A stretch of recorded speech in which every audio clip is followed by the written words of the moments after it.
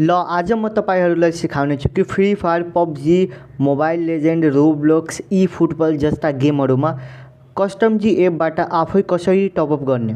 सबैभन्दा पहिला कस्टम जी एपको बारेमा तपाईहरु बुझ्नु भएन भने म तपाईहरुलाई सर्टमा भन्दिउ कि कस्टम जी एउटा यस्तो प्लेटफर्म हो, यस्तो एप हो जहाँ तपाईले नेपालमा घर बसिकन free fire, PUBG, Roblox, mobile legend, e football जस्ता गेमहरुमा इजिएस्ट वेमा टपअप गर्न सक्नुहुन्छ। यहाँ कुनै थर्ड पार्टी एजेन्टको पनि खतरा हुँदैन, त्यसले तपाईको पैसा पनि पोइन्ट्स पनि स्क्याम हुँदैन। अब कस्टम जी एपलाई डाउनलोड गर्नको लागि तपाईहरु आफ्नो गुगल क्रोममा जानु होला, त्यहाँ सर्च गर्नु होला customg.page.gd यति सर्च गर्नु होला। त्यसपछि हाम्रो वेबसाइट खुल्छ तपाईको अटोमेटिक, अनि वेबसाइटमा गएर त्यहाँ डाउनलोड बटन होला, त्यसमा क्लिक गर्नु होला। त्यसपछि अगेन डाउनलोड बटनमा क्लिक गर्नु होला। त्यसपछि डाउनलोड एनीवेमा क्लिक गरेपछि एप डाउनलोड हुन्छ। एप डाउनलोड भएपछि इन्स्टल गर्नु होला। इन्स्टल गरेपछि सबैभन्दा पहिला त्यहाँ साइन अप को अप्सन आउँछ, क्रिएट वन भनेर, त्यहाँ आफ्नो अकाउन्ट बनाउनु होला अनि सक्सेसफुली लगइन भइहाल्नु होला कस्टम जी एपमा। अब यो एप युज गरी कसरी टपअप गर्ने म सिकाउने छु। अब म सबैभन्दा पहिला एपलाई ओपन गरौँ। एपलाई ओपन गरेपछि यस्तो खालको इन्टरफेस आउँछ अनि अटोमेटिक ओपन हुन्छ। अनि यहाँ यस्तो खालको इन्टरफेस आउँछ, ओपन भइहाल्छ। अहिले म अघि एउटा म्याच क्रिएट गरेको थियो सीएस को, त्यो त्यसमा कुनै प्लेयर जोइन भएन, त्यही भएर मेरो रिफन्डको मेसेज थियो त्यो। अनि यहाँ सबैभन्दा पहिला होममा जाऊ। आज म तपाईलाई टुर्नामेन्ट रिलेटेड केही भन्दैन, आज म तपाईहरुलाई कसरी टपअप गर्ने भने सिकाउने छु।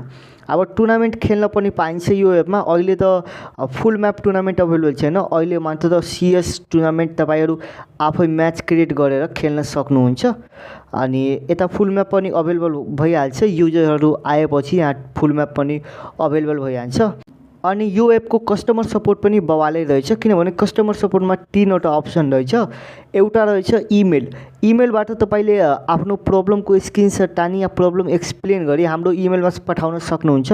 यो सबैभन्दा बेस्ट अप्सन हो सल्भ हुनको लागि। इमेलको रिप्लाई गर्न अनि सल्भ गर्न 24 आवर लाग्छ। हाम्रो इमेल हो help.customg@gmail.com, यहाँ हेर्न सक्नुहुन्छ। नत्र मेसेन्जरमा पनि तपाई मेसेज गर्न सक्नुहुन्छ। कस्टम जी टुर्नामेन्ट फेसबुकमा सर्च गर्नु अनि हाम्रो पेज आउँछ, त्यहाँबाट तपाईले मेसेज गर्न सक्नुहुन्छ। नत्र यहाँ व्हाट्सएपको पनि अप्सन छ, कन्ट्याक्ट अस भनेर छ, यहाँ व्हाट्सएपबाट पनि तपाई हामीलाई कन्ट्याक्ट गर्न सक्नुहुन्छ। अब त्यति कुरा नगरौँ, डाइरेक्ट हामी टपअप तर्फ लागौँ। सबैभन्दा पहिला यहाँ शपको अप्सन हेर्न सक्नुहुन्छ। यहाँ हाम्रो सबै टपअपको आइटमहरु छ अनि सर्टमा भन्दा यहाँ डिस्प्ले पनि भइहाल्छ कि के आइटम अहिले टपअपका लागि अवेलेबल छ। यो ब्यानर हेर्न सक्नुहुन्छ, यसमा सबै कुरा दिएछ कि के अवेलेबल छ भनेर। अब म शपमा गएर पनि हेराइदिन्छु तपाईलाई।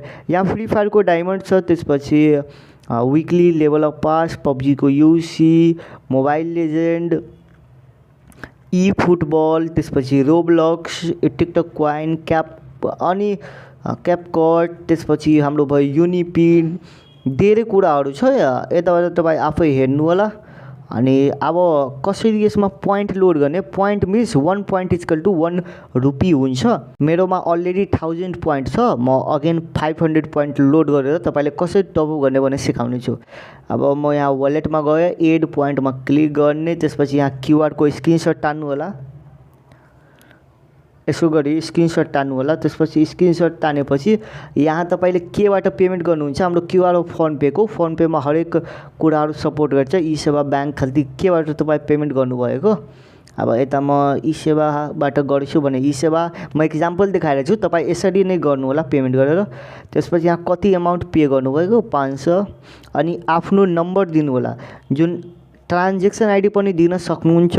यदि तपाईलाई थाहा छ ट्रान्जेक्सन आइडी के हो भने मेरो पेमेन्टको, यहाँ ट्रान्जेक्सन आइडी पनि दिन सक्नुहुन्छ। यदि ट्रान्जेक्सन आइडी तपाईलाई थाहा छैन, गाह्रो हुन्छ बुझ्ने भने यहाँ कुन नम्बरबाट तपाई कुन ई सेवा खाल्ती कुन नम्बरबाट पेमेन्ट गर्नुभएको त्यो नम्बर यहाँ हाल्दिनु होला। हालेपछि यहाँ आफ्नो पेमेन्टको प्रुफ अपलोड गर्नु होला। टेप टु अपलोड प्रुफमा क्लिक गरौँ। त्यसपछि यहाँ तपाईहरु आफ्नो पेमेन्टको स्क्रिनशट अपलोड गर्नु होला। अब यताबाट अहिले स्क्रिनशट सिलेक्ट गरेर यता अपलोड भइहालेछ। यस्तो ब्लू लाइन आउँछ भने अपलोड भइहालेछ। त्यसपछि यहाँ सबमिट रिक्वेस्टमा क्लिक गरौँ, पेन्डिङ जान्छ। पेन्डिङ गएपछि तपाईको विथिन 15 मिनेटमा अटोमेटिक पोइन्ट लोड भइहाल्छ। अहिले हेरौँ मेरो पेन्डिङ गइसकेछ। अब एकछिन वेट गरौँ, म त आफै लोड गर्न सक्छु तर तपाईँहरूको म भनेको 15 मिनट। ल मैले 500 पोइन्ट यहाँ लोड गरेर तपाईँलाई हेराउँछु। यता हेर्न सक्नुहुन्छ मेरो 1500 पोइन्ट भइसकेछ। अब म यसबाट टपअप गरेर हेराउने छु तपाईँलाई। सपमा जानु होला, सपमा आएपछि आफ्नो आइटम सिलेक्ट गर्नु होला के तपाईँलाई चाहियो भनेर। अब सबैभन्दा पहिला तपाईँले दुई खालको आइटम हेर्न सक्नुहुन्छ। एउटा यहाँ हेर्नु सर्टमा लेखेको छ फ्री फायर 240 डायमन्ड भनेर 210 पोइन्टमा। यसमा क्लिक गरौँ भने यहाँ तपाईँको गेमको युआइडी हाल्न भन्छ अनि यहाँ कन्ट्याक्ट नम्बरमा वाट्सएप नम्बर हाल्नु होला। अनि कुनै प्रब्लम आयो तपाईँको युआइडी रङ भयो भने र कन्ट्याक्ट गरौँ भनेर त्यही भएर यहाँ कन्ट्याक्ट नम्बर छ। अनि एउटा खालेको यस्तो टपअप छ, यहाँ हेर्नु धेरै ठुलो विवरणहरू लेखेको छ। इक्जाम्पलको लागि यहाँ तपाईँले रोब्लक्सको रोबक्स बाई गर्न चाहनुहुन्छ भने यहाँ बाई पोइन्टमा क्लिक गर्नु अनि यहाँ पनि हेर्नु गेमको युआइडी अनि कन्ट्याक्ट नम्बर मागिरहेछ। तर रोब्लक्स त आइडी पासबाट टपअप हुन्छ अनि युआइडी के दिने रे, अनि त्यसैले यहाँ युआइडीमा के हाल्न सक्नुहुन्छ। यस्तो कुनै लङ केही लेखेको हुन्छ नोट, बुझ्नु होला कि वाट्सएपबाट टपअप हुन्छ। अब यहाँ युआइडीमा के हाल्न सक्नुहुन्छ तर यहाँ वाट्सएप नम्बर करेक्ट दिनु होला, किनभने यदि तपाईँले यस्तो खालको केही आइटम अर्डर गर्नुभयो भने तपाईँलाई डाइरेक्ट वाट्सएपमा हामी मेसेज गर्छौँ अनि त्यहाँबाट टपअप गर्छौँ। तर चिन्ताको कुनै कुरा होइन, तपाईँले वाट्सएपमा विथिन 5 मिनटमा मेसेज गइहाल्छ अनि 15 मिनटभित्र तपाईँको टपअप पनि कम्प्लिट भइहाल्छ। इक्जाम्पलको लागि म यहाँबाट रोब्लक्स अर्डर गर्छु। आफ्नो नम्बर हालिदिएपछि यहाँ केही हाल्न सक्नुहुन्छ गेम युआइडीमा अनि यता नम्बर सही हालेपछि यहाँ पे एन्ड प्लेस अर्डर गर्नु। अब म यहाँ सक्सेसफुली रोबक्स अर्डर गरिसकेको छु। यहाँ वालेटमा हेर्नु होला, यहाँ लेखेको छ कि सक्सेसफुली मैले अर्डर गरिसकेको छु। अनि तपाईँले 5 मिनटमा वाट्सएपमा मेसेज आउँछ अनि त्यहाँबाट डन हुन्छ। डन भएपछि तपाईँको एपमा नै मेसेज आइहाल्छ यहाँ नोटिफिकेसन सेक्सनमा। अहिले हेर्नु पछिको मेरो यो अर्डरहरूको लिस्ट छ, मैले तपाईँलाई अर्डर कन्फर्म गरेर यहाँ नोटिफिकेसन पनि हेराउँछु। यहाँ हेर्न सक्नुहुन्छ नोटिफिकेसनमा मेरो अर्डर डेलिभर्ड भइसकेछ भनेको यहाँ माथि हेर्न सक्नुहुन्छ यो आइटम डेलिभर्ड भनेर लेखेको छ।